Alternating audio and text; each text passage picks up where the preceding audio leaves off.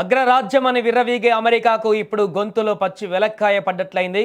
ఇరాన్పై ఏకపక్షంగా యుద్ధం ప్రకటించి ఆ దేశాన్ని మట్టి కరిపిస్తామని భావించిన ట్రంప్కు ఊహించని ఎదురు దెబ్బ తగిలింది.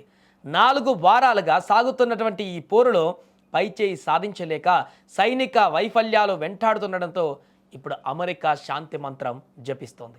యుద్ధాన్ని ఆపేద్దాం, కూర్చొని మాట్లాడుకుందాం అంటూ రాయభారాలు పంపుతోంది.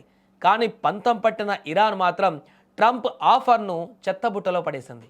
మమ్మల్ని గెలకనంత వరకే మీ పంతం, ఒకసారి గెలికాక ఆ తర్వాత మీ అంతం చూసేదాకా వదిలేది లేదన్నట్లుగా ఇరాన్ ఇప్పుడు వ్యవహరిస్తుంది. లేటెస్ట్గా యుద్ధాన్ని ముగించేందుకు ట్రంప్ ప్రభుత్వం 15 డిమాండ్లతో కూడిన ఒక కాల్పుల విరమణ ప్రణాళికను ఇరాన్ ముందు ఉంచింది. అయితే ఇరాన్ దీన్ని నిర్మోహమాటంగా తిరస్కరించడమే కాకుండా ట్రంప్ను ఘోరంగా ఎగతాళి చేసింది. ఇరాన్ సైనికాధికారి లెఫ్టినెంట్ కల్నల్ ఇబ్రహీం జొల్ఫాఘారీ ఈ ప్రతిపాదనలపైన స్పందిస్తూ అమెరికా పరువు తీశారు. ట్రంప్ ప్రభుత్వం తనలో తాను చర్చలు జరుపుకుంటుంది, ఆ డిమాండ్లు ఏవో మీకు మీరే పెట్టుకోండి అంటూ ఎటకారంగా మాట్లాడారు. అమెరికా తన సైనిక చేతగానితనాన్ని కప్పిపుచ్చుకోవడానికే ఇటువంటి శాంతి నాటకాలు ఆడుతుందని ఆయన చురకలంటించారు.